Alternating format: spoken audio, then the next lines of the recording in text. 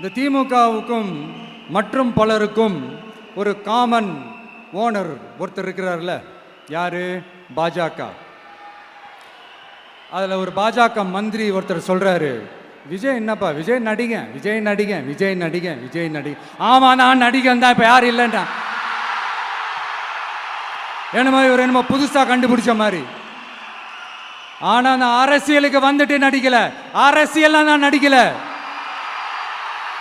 ஆனால் நீங்க என்ன பண்றீங்க? அரசியல்ல இருந்துகிட்டே நாடகம் மேல நாடகம் போடுறீங்களே, அப்போ உங்க எல்லாரையும் நாடக நடிகர்கள்னு சொல்லாமா? ஒன்றிய அரசோட பவரை கையில் வச்சுக்கிட்டு திமுகவோட ஒரு நாடகம் மற்றும் பலரோட ஒரு நாடகம், அப்போ உங்க எல்லாரையும் ஒரு டேஞ்சரான நாடக கம்பெனின்னு சொல்லாமா?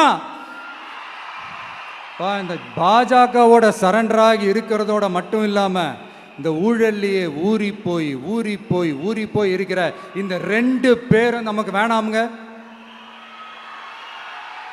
புதுசா ஃப்ரெஷ்ஷா ஒரு நல்லாட்சி கொடுக்கக்கூடிய, ஒரு மாற்றத்தை கொடுக்கக்கூடிய நம்மளுடைய டிவிகேவை நாம எல்லாருமா சேர்ந்து கொண்டு வருவோம், நாம எல்லாருமா சேர்ந்து கொண்டாடுவோம்.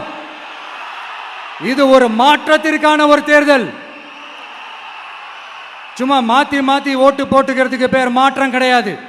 புதுசா ஃப்ரெஷ்ஷா ஒருத்தவங்களை கொண்டு வர்றதுக்கு பேர் தான் அந்த மாற்றம்.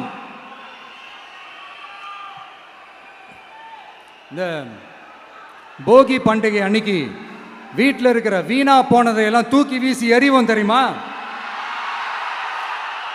அந்த மாதிரி இந்த தேர்தலில் 75 வருஷ பவள விழா பாப்பாவையும் 55 வருஷ பல்லாங்குழி பாப்பாவையும் தூக்கி வீசி எறிவோமா? ஒரு நியூ கவர்னன்ஸ், ஒரு குட் கவர்னன்ஸ் ஒன்று கொண்டு வரலாமா? நீங்க இந்த திமுகவுக்கு ஓட்டு போடுறது, மற்றும் பலருக்கு ஓட்டு போடுறது, பாஜகவுக்கு ஓட்டு போடுறது, யாருக்கு ஓட்டு போட்டாலும் சுத்தி நீங்க பாஜகவுக்கு ஓட்டு போடுற மாதிரி தான். ஒட்டுமொத்த தமிழ்நாட்டு மக்களுக்கும் எதிரான ஓட்டு. நீங்க ஒன்று கவனிச்சிங்களா? ஒட்டுமொத்தமா எல்லாருமா சேர்ந்து ஒருத்தனை எதிர்க்கிறாங்க. அதுக்கு என்ன காரணம்? ஏன் இப்படி எதிர்க்கணும்? இப்போ அவங்கவுங்க ஒரு தனித்தனி கூட்டணியில் இருந்தாங்கன்னா அவங்களுக்கு ஆப்போசிட்ல இருக்கிறவங்கள எதிர்ப்பாங்க. ஆனால் ஒட்டுமொத்தமா எல்லாருமா சேர்ந்து ஒருத்தனை எதிர்க்கிறாங்க. அதுக்கு என்ன காரணம்? ஒட்டுமொத்தமா எல்லாருமா சேர்ந்து ஒரே கூட்டணியில் இருக்கிறாங்க.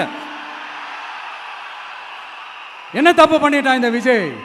மக்களுக்காக அரசியலுக்கு வந்தது ஒரு தப்பா? நல்லாட்சி கொடுக்கணும்னு நினைச்சது தப்பா? ஊழலை செய்யக்கூடாதுன்னு நினைச்சது தப்பா? லஞ்சமே வாங்கக்கூடாதுன்னு நினைச்சது தப்பா? பெண்களுக்கு பாதுகாப்பு ஒழுங்கா இருக்கணும்னு நினைச்சது தப்பா?